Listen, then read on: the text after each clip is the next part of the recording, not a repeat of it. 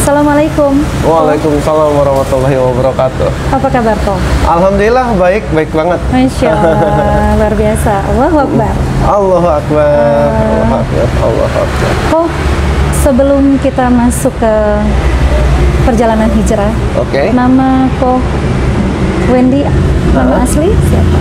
Nama saya ya, karena saya keturunan Tionghoa. Ini di channel lain belum ada nih. Nama dari keturunan Cina itu ada 2 nama, nama Indonesia dan nama Mandarin. Nama Mandarin saya adalah Pyong Fon Chin. Pyong itu marga Fang, internasionalnya Fang ya. Fon Chin itu kebahagiaan dan cinta, itu artinya di Mandarin. Masya Allah. Nah, kalau untuk nama Indonesianya yang resmi itu Wendy saja, cuma Wendy. Kalau untuk Lofu, kan sering nih orang taunya Lofu. Kalau di Instagram juga saya udah telanjur pakai itu gitu, Lofu. Lofu itu sebenarnya panggilan waktu aku masih nakal. Jadi tujuannya sih dari teman, udah biarin aja tetap dipakai. Biar teman-teman lamamu melihat ini. Kan teman saya ada yang muslim, ada yang kafir. Saya lebih suka menyebut kafir daripada non-muslim ya. Ada yang kafir dan ada yang muslim. Nah, biar yang muslim ini mendapatkan hidayah, kembali lagi ke jalan yang hak. Jalan yang benar. Ya, kalau untuk teman-teman yang kafir, semoga dia mendapatkan hidayah. Seperti itu.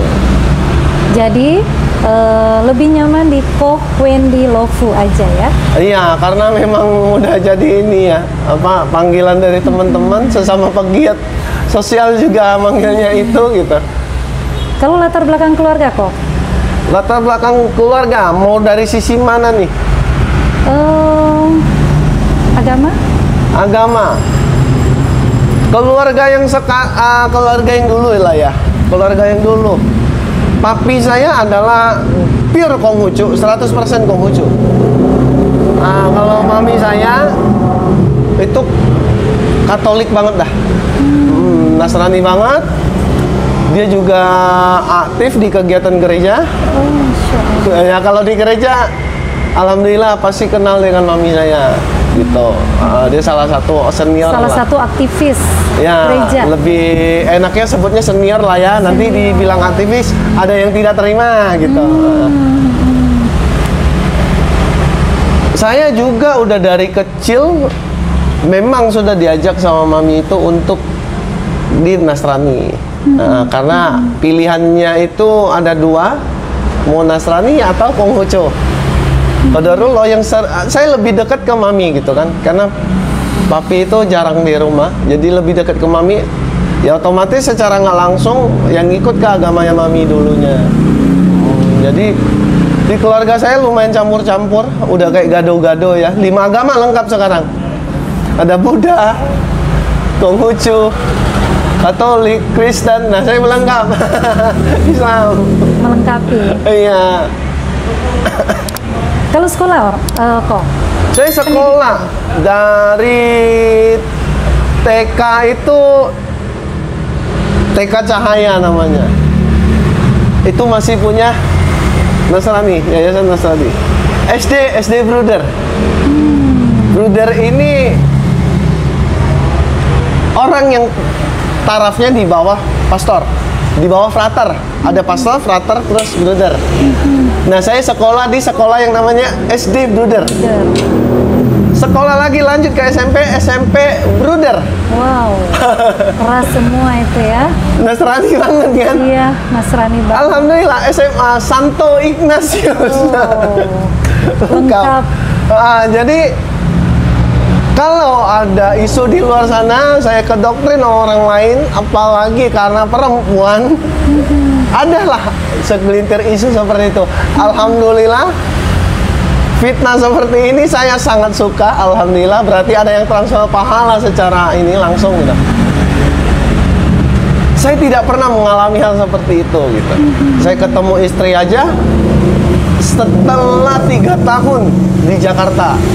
Dan 3 tahun itu setelah saya udah masuk Islam, kenal dengan MCI, Mall of Center Indonesia, mulai belajar tentang Islam. Setelah 3 tahun saya baru ketemu dengan istri saya ini gitu. Jadi murni hidayah itu datang benar-benar bukan karena perempuan gitu ya. Gini, saya sebenarnya agak malu ketika dibilang hidayah ini diberikan oleh Allah gitu. Saya sangat malu.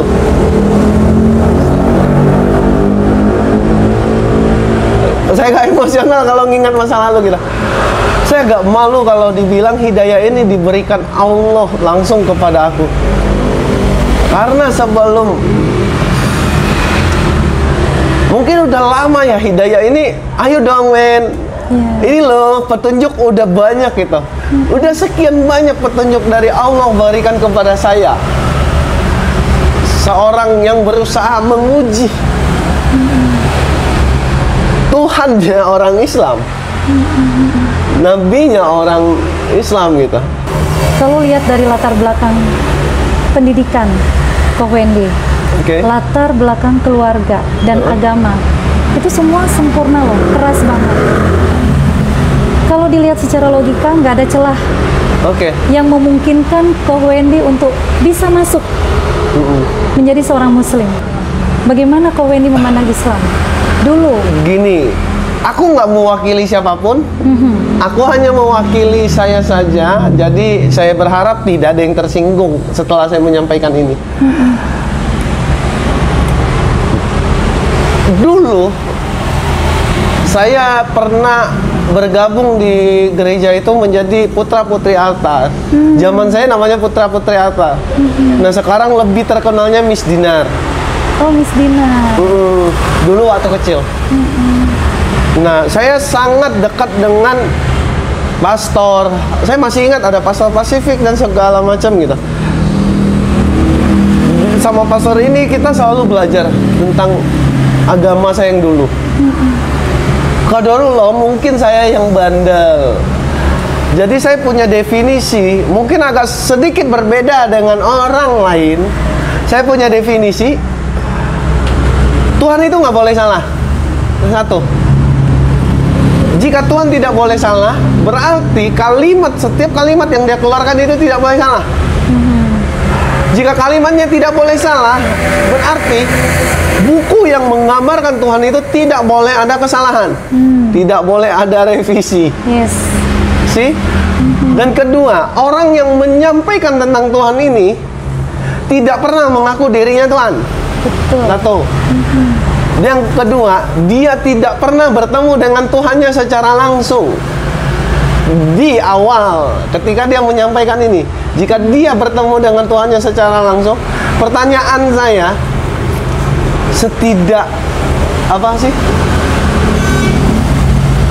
segabut itukah Tuhan gitu? Waktu itu saya berpikir begitu. Untuk mengutus seorang nabi, dia harus ketemu dulu dengan nabinya. Saya rasa tidak seperti itu cara main Tuhan gitu. Jadi ada beberapa agama yang pernah saya coba.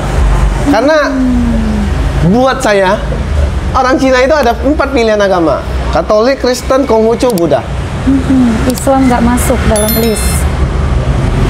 Saya punya mindset, kalau dulu kita duduk berdua begini itu hal yang mustahil. Kita ngumpul bareng seperti ini tuh hal yang sangat mustahil. Karena sedemikian bencinya saya terhadap Islam. Masya Allah. Saya nggak tahu didasari apa. Saya cuma melihat orang Islam, aku benci. Masya Allah. Nanti kamu akan seperti mereka. Itu yang ada di kepala saya. Seperti itu. Nah, jadi dari 4 agama yang dulu mungkin tidak masuk kriterianya saya. Qadarullah, karena 4 agama ini udah nggak bisa. Gue orang Cina nih, masa gue nggak punya agama? Oke lah, berarti Tuhan itu nggak real. Tapi kok masih ada agama yang wow banget gitu loh. Dan di mindset saya waktu itu udah salah tapi banyak pengikutnya. Gue pengen hancurin nih Islam. Itu yang ada di pikiran saya. Bukan terbesit lagi, memang saya lakukan.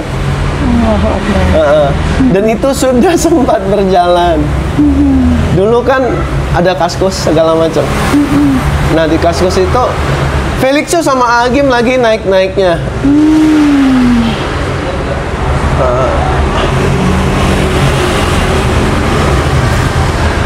Kok Felixio itu waktu itu menyampaikan tentang ini loh, agama A, agama B, agama C, agama D. Tuhannya begini loh, Tuhannya begini loh. Nah Tuhannya Islam begini. Nah dari video itu, insya Allah kok Felixio kalau mendengar ini dia pasti paham dan dia pasti mengerti yang mana. Saya memblow up, saya memotong sedemikian rupa videonya. Saya potong sehingga terkesan kalau Felixio ini menghina agama lain. Sebenarnya dia hanya menjelaskan di pengajiannya dia, dan dia berusaha untuk menjelaskan bahwa Islamlah satu-satunya agama yang benar. Cuma karena tujuan saya sangat nggak baik, alhamdulillahnya kalau Astagfirullah, saya menganggap ini sebuah kebaikan buat saya.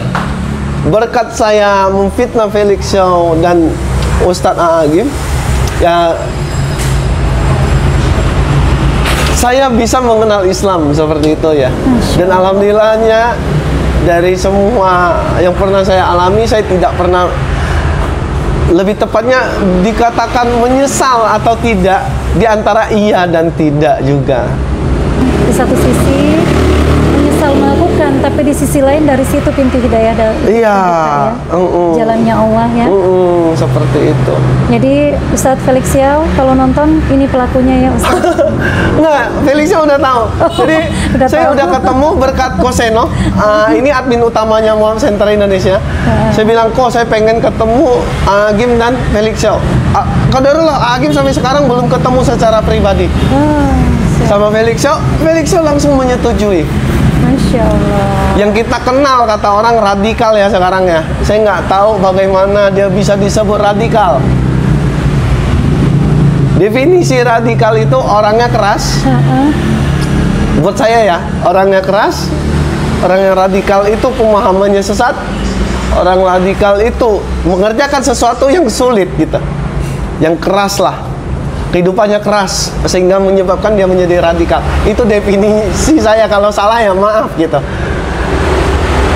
Ketika saya ketemu sama beliau, dia setuju dan kami ketemu di hari berikutnya. Dia langsung memeluk saya. Masya Allah. Seharusnya saya tuh di jalan itu berpikir, dia mau nampar saya, mau ninju saya, silahkan dah, mau ditendang. Pasrah ya. Udah pasrah.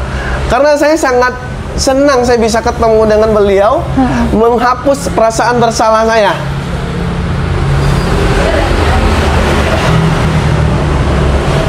Mungkin ini memang udah Allah tentukan gitu. Tapi kalau seandainya saya nggak melakukan itu, mungkin nggak ketemu. Ya mungkin tidak seperti ini juga gitu. Pertemuan kami, dia memeluk saya, dia menjabat tangan saya. Nah di situ definisi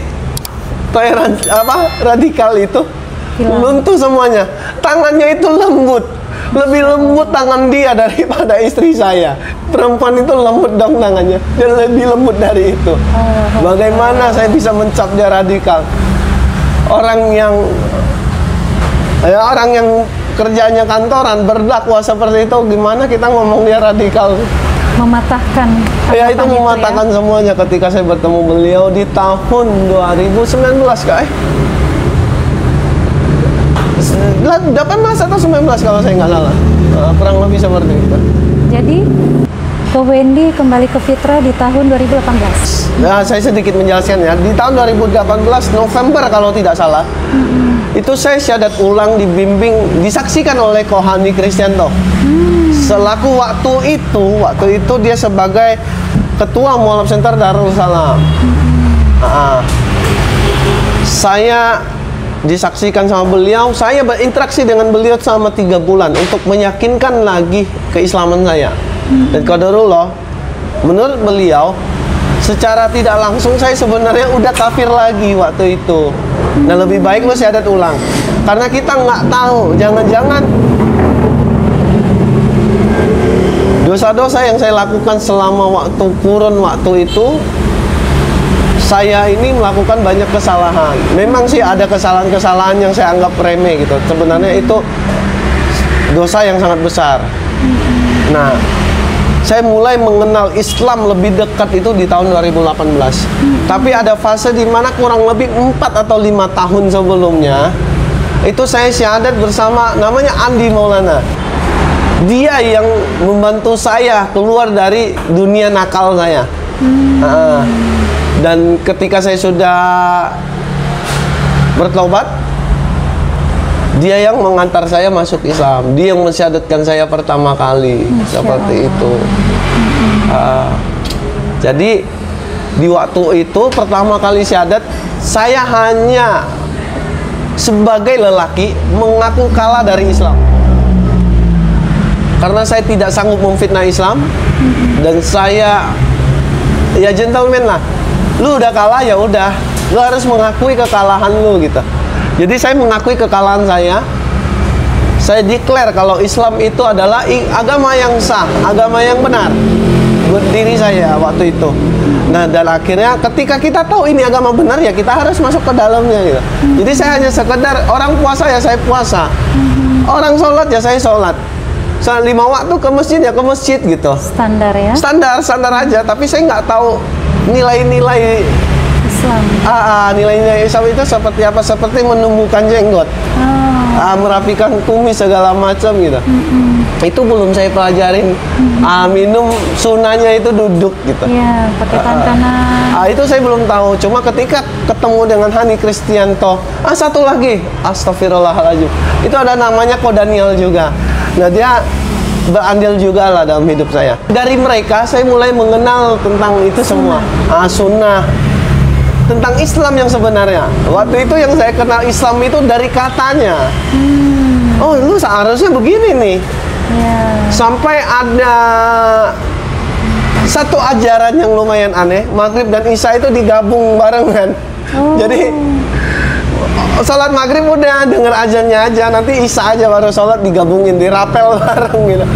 Gue nggak tahu itu dalilnya ngambil dari mana. Dan saat itu belum tahu itu bener apa enggak. Saya pikir ini mudah nih, mendingan begini gitu sekalian gitu kan, karena waktunya mepet gitu. Cari yang gampang gitu. Iya. Ternyata Islam nggak seperti itu gitu. Ada cara-caranya gitu. Tapi kok gini, kalau dengar dari cerita kau tadi ya, sebegitu bencinya, sampai 5 tahun itu bukan waktu yang singkat. Itu memang benar-benar sungguh-sungguh mempelajari untuk menjatuhkan Islam. Apa sih yang kau lihat dari Islam sampai sebegitu bencinya? Aku nggak tahu. Sampai sekarang pun kalau ditanya ke mualaf yang lainnya, yang punya doktrin yang sama seperti saya, coba ditanya, kenapa sih benci Islam? Paling ya doktrin itu tadi. Apa doktrin yang sering kok Wendy dapatkan dulu? Waktu kecil contohnya, kita bermain, ya kita harus nggak boleh munafik ya, kita mayoritas ini muslim. Berarti di mana-mana itu ada muslim. Di Singkawang itu, teman di depan itu kan muslim semua. Di depan jalan itu muslim semua. Dan waktu saya kecil itu, ya seharusnya saya bermain dengan seusia saya gitu. Cuma gimana ya? Intinya ada yang berkata kepada saya, jangan bermain dengan, lebih tepatnya, jangan bermain dengan pribumi. Nanti kamu ikut seperti mereka. Itu yang nempel banget. Salah satunya itu, salah satu kecilnya itu. Jadi ketika Anda muslim datang menghadap ke saya waktu dulu, dia belum masuk saja saya di mindset saya udah berpikiran, ini mau minta apa lagi nih. Padahal ini terjadi dan real. Dia datang, dia berikan makanan ke saya. Masya Allah. Ini istri saya lagi masak dan berlebih. Ini buat Anda, karena Waktu itu saya baru menyewa ruko di situ. Tetangga saya muslim banget. Kalau nggak salah salafi ya. Ini celana cingkrang segala macam. Dia datang, dia ngasihin makanan. Dan seharusnya nih kan di awal mindsetnya udah seperti itu, udah salah ya salah gitu loh, mengakui kesalahan. Tapi ini enggak. Saya masih berpikiran di makanannya jangan-jangan ditaruh racun nih, dijampi-jampi nih. Seperti itu mindset orang pada umumnya gitu. Jadi kebencian tuh kayak udah melekat banget ya? Banget. Jadi dia udah pulang nih. Kita udah makan dan ini enak, nggak kenapa-kenapa. Tetap aja di mindset saya, jangan besok mau minta tolong nih. Terus aja berburuk sangka itu Suzon terus tiada henti terhadap orang muslim. Sebegitu bencinya saya. Hal yang paling buruk Ko Wendy lakukan saat lagi benci banget sama Islam tuh apa? Saya pernah dengan sengaja menyuruh teman saya menabrak orang muslim. Hanya untuk iseng. Waktu itu lagi selesai salat Jumatan ya. Saya lagi dalam keadaan tidak sadar. Dan teman saya yang menyupiri saya bilang tabrak aja tuh. Dan ditabrak beneran? Karena dia nggak berani melawan saya waktu itu. Korbannya? Ini yang saya salut dari muslim ya. Sekali lagi saya benar-benar salut. Jadi kalau saya ingetin lagi masa-masa seperti ini tuh, seharusnya di situ gue udah sadar gitu. Aku harusnya udah sadar kalau Islam itu, orang Islam itu baik semua orangnya gitu. Qadarul motornya nggak kenapa-kenapa setelah kami tabrak. Dia bangun seharusnya marah-marah, maki-maki. Dia mau bilang saya nggak apa-apa, mobilnya ini penyok. Gimana mas? Padahal di sininya tuh ada luka sedikit gitu.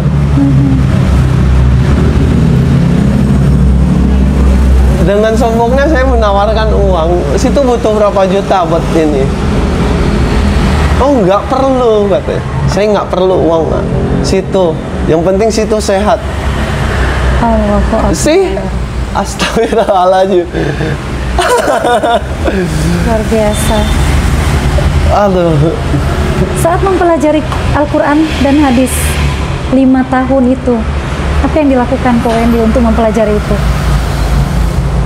Dulu kita jangan kita deh, nanti malah yang lain tersinggung merasa saya mengajak-ngajak ya. Dulu saya bersama tim itu ada 20 orang. Tugasnya yang mengadu domba Islam, mencari bukti kalau ada kesalahan di Islam. Dan saya juga sempat membayar orang untuk melakukan itu. Wow. Jadi saya mempelajari Islam dari Islam itu kan tergabung dari beberapa contohnya yang udah pasti itu ada bukti tanda-tanda di kehidupan di bumi ini. Betul. Contoh yang paling simpel, yang pasti kita udah bisa dilihat di YouTube deh. Dua laut yang bertemu tapi tidak saling menyatu. Ar-Rahman. Ini kan sekarang udah banyak gitu loh, udah viral di mana-mana. Salah satu contohnya itu. Nah, di Islam, di Al-Quran ini kita bisa menemukan itu semua gitu. Jadi contoh yang paling konkret, saya harus mencari apa yang dibenci oleh orang banyak. Dan waktu itu ada satu yang dibenci orang muslim itu sendiri. Pada kebanyakan muslim sendiri, terutama perempuan. Jika saya menyebut perempuan udah tahu arahnya kemana. Saya ingin membuktikan. Waktu itu saya punya pemikiran waktu itu. Seorang Nabi Muhammad, seorang Rasul, dia memerintahkan poligami itu adalah demi memenuhi kebutuhan biologisnya. Dia adalah seorang hypersex. Saya udah tulis di whiteboard. Waktu itu tulisannya kasar ya, Muhammad sama dengan hypersex. Ayatnya sekian. Hadisnya ini yang menguatkan tentang poligami. Saya cari celahnya. Kesalahannya di mana sih? Berarti saya harus balik saya harus berada di posisi pada tahun itu. Saya mencari sejarah tentang 1400 tahun yang lalu, dan ternyata di hadis lengkap. Secara samar-samar, kalau kita gabungin pelan-pelannya, mungkin nanti kalau yang nggak percaya tentang ini, boleh pelan-pelan mengumpulkan tentang hadis yang jutaan, apakah ribuan hadis yang sahih ini. Kalian gabungkan pelan-pelan, kalian akan ketemukan sejarah di mana 1400 tahun yang lalu poligami itu diturunkan pelan-pelan. Dimulai dari pemusnahan perbudakan. Iya, betul. Setelah perbudakan, dulu 1400 tahun yang lalu, sekali lagi, jika poligami ini tidak ada, maka sekarang wanita akan tersiksa. Karena lelaki menganggap wanita itu layaknya sampah. Bisa ditukar. Gue udah bosan nih, buat lo aja. Oh, lu mau coba? Nih buat lo. Ada zaman seperti itu. Dan ada zaman di mana seseorang lelaki yang kaya, seseorang lelaki yang mampu pada waktu itu memiliki lebih dari 100 istri. Ini cara Rasulullah, cara Islam, cara Allah memuliakan wanita. Dengan cara, lu laki-laki nih, gue batasin lu, nikahilah 2, 3, atau 4 wanita yang lu sukai. Hanya sampai 4. Tapi masih koma. Dan cara menjinakkan lelaki, jika kamu tidak sanggup berlaku adil, maka cukup nikahi satu saja. Oke? Jika kita sebagai lelaki yang punya hati nurani, jika lu udah sadar lu nggak sanggup adil, kenapa lu mau nikah 2, 3, 4 gitu? Insya Allah ya. Sih? Tapi qadarullah, dari semua hadis yang saya kumpulkan dengan ayat-ayat yang ada, itu malah menunjukkan Islam itu memuliakan wanita. Jadi definisi Muhammad sama dengan hypersex gua coret.